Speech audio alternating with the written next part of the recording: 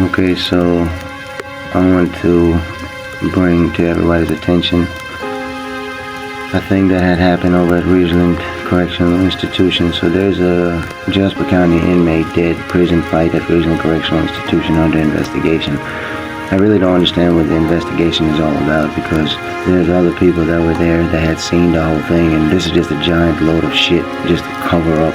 It says a Jasper County inmate was found dead after an apparent fight at the prison. Okay, there's no fight at all. This kid is homeless. He is a sloth, essentially. Now, yes, he's 34 years old. Some people say that would be a grown man, but realistically speaking, from people that know him, I mean, he was a sloth. He never caused no trouble. He's not a harmful person whatsoever. So this kid basically was in a cell by himself because a few days before that, his other roommate got stabbed. So he was in the room by himself. Now they moved this new guy from lockup, and he was in lockup because he choked somebody in lockup, and they had moved him to general population after he was telling them, no, don't move me in general population, I'm not ready. And yet they still disregarded what he was telling them, even after the apparent violent, display that he just showed by trying to choke somebody out. So they still moved him, and specifically an intelligence officer, Contraband James Williams, he was the one that made the call.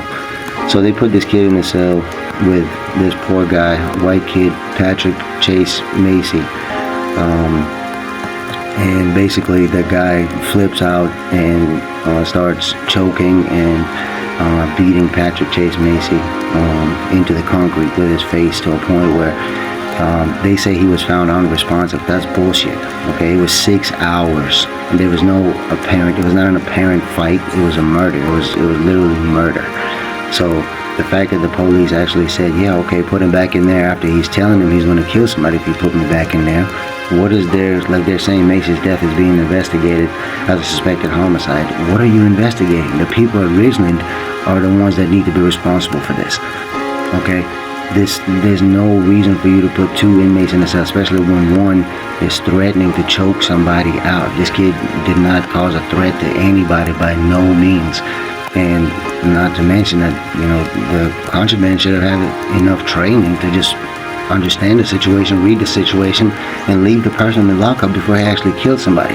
Now it takes them 6 hours to respond to this, and look how they're covering up. They're saying that the person who actually did this was treated with consistent fight wounds. Come on, Patrick, Chase never even swung back. He never even had a chance to swing back. And then not to mention that the guy who actually did this even wrote in Chase's blood on the walls. Now, I'm not sure exactly what it is that he wrote, but the guy that was working on the actual rock, he is the one that had taken the phone off the hook. And from that point on, other inmates counted. It took 6 hours for the Ridgeland Correctionals officers to respond. 6 hours. This kid's face was stuck to the floor so badly that when they tried to lift his face back up, his eyeball was almost came out of his socket because it was stuck to the cold concrete with so much blood, and it's been there for so long. And this is ridiculous.